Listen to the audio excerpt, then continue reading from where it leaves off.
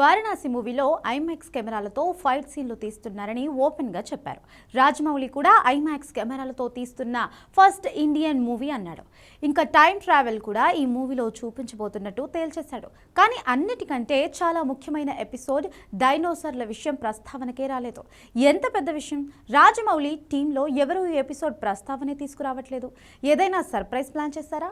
అందుకే ముందు ప్రమోషన్స్ కోసం వాడేందుకు అలానే సర్ప్రైజింగ్ ఎలిమెంట్గా ఉంచారా? నిజం చెప్పాలంటే వరల్డ్ వైడ్గా మన వారణాసి మూవీ అందాలంటే యూరప్, అమెరికాలో దుమ్మురేపాలి. అక్కడున్న ఇండియన్స్ కాదు, అక్కడున్న తెలుగోళ్ళు మన సినిమా నచ్చాలి. అదే జరగాలి అంటే డైనోసార్లే దిక్కా. కథనానికంటే వారణాసిని వరల్డ్ మార్కెట్లో కాపాడేవి ఇందులో ఉన్న డైనోసార్లేనా? అదలా హ్యావ్ ఎ లుక్.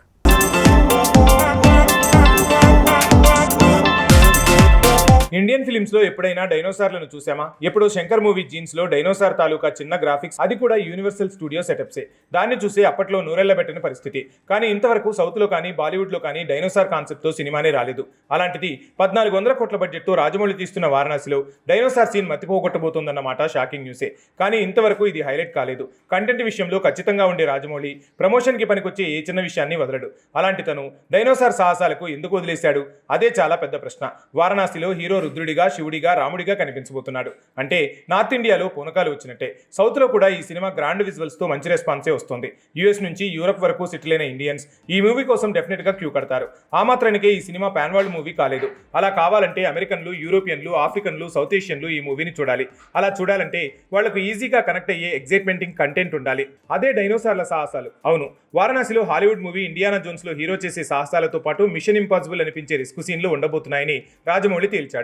కానీ తాను తేల్చని విషయం ఏదైనా ఉందంటే అదే డైనోసార్ల సాహసాలు. ఐమాక్స్ కెమెరాతో తెరకెక్కుతున్న మొదటి ఇండియన్ మూవీనే కాదు, డైనోసార్ కాన్సెప్ట్ ని కూడా వాడిన తొలి భారతీయ సినిమా కూడా ఇదే. టైం ట్రావెల్ చేసే హీరో రామాయణ కాలం నుంచి డైరెక్ట్గా డైనోసార్ల కాలంలోకి వెళితే అవి మన కాలంలోకి రావడానికి హీరోనే కారణమైతే ఇలాంటి ప్రీ క్లైమాక్స్ సీన్ 20 నిమిషాలకు పైనే ఉంటుందట. ఆల్రెడీ రామాయణ యుద్ధం ఎపిసోడ్ 25 నిమిషాలు తీశాడు.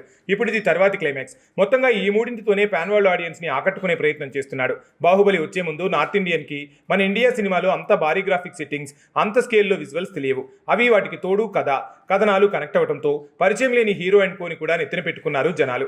ఒక మూవీకి 500 కోట్లు, రెండో భాగానికి 1850 కోట్ల వసూలు రావడానికి కారణమయ్యారు.